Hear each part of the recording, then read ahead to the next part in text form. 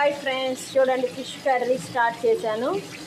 ఒక పెద్ద కడాయి తీసేసుకొని ఆయిల్ వేసేసుకున్నాను. ఒక 150 గ్రామ్స్ ఆయిల్ దాకా పడుతుంది. ఆయిల్ ఎక్కువే పడుతుంది ఫిష్ కర్రీలో.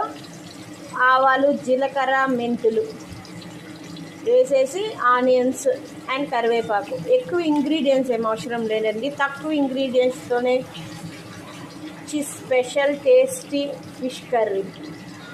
చూడండి ఫిషెస్ని మొత్తం కారం పట్టించి పక్కకు పెట్టేశాను. అండ్ చింతపండు పులుసు కూడా రెడీ చేసేసుకున్నాను. ఒక 200 గ్రామ్స్ వరకు చింతపండు పడుతుంది. ఒక 2 పచ్చిమిర్చి వేసామండి, అది ఆప్షనల్, వేసుకుంటే వేసుకోవచ్చు లేకపోతే లేదు. ఆనియన్స్ అనేవి మంచిగా ఎర్రగా మగ్గాలండి. ఎర్రగా మగ్గితే కానీ మనకి ఫిష్ కర్రీ అనేది టేస్ట్ ఉంటుంది. ఫ్రెండ్స్, ఆనియన్స్ అనేవి ఇట్లా మంచిగా రెడ్గా రావాలండి. ఇట్లా వస్తేనే ఫిష్ కర్రీకి టేస్ట్ ఉంటుంది. నెక్స్ట్ టమోటాలు వేసేసుకుంటున్నాను. టమోటాలు కూడా ఆనియన్లో బాగా మగ్గనిద్దాం.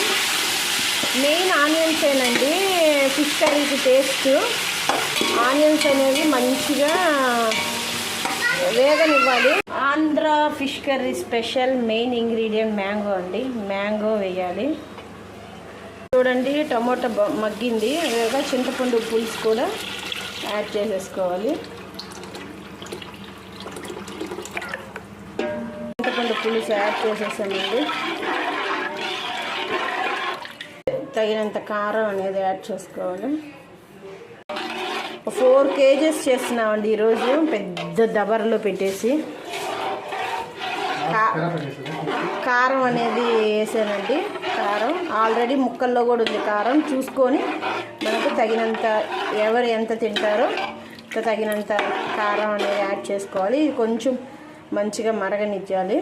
బాగా మరుగుతుందండి. కొంచెం ఉప్పు వేసానండి, ఉప్పు కళ్ళు. ఫిషెస్ అనేవి వేసేసుకోవాలండి 1 by 1. చూడండి పెద్ద పెద్ద ఫిష్లు.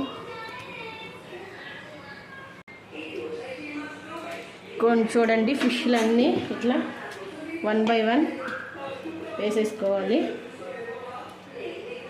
వేసేసుకొని ఇంకా అట్లా కదిలించకూడదండి, గరిటె ఏం పెట్టవద్దు, ఇంకా జస్ట్ అట్లా ఇట్లా తిప్పాలి.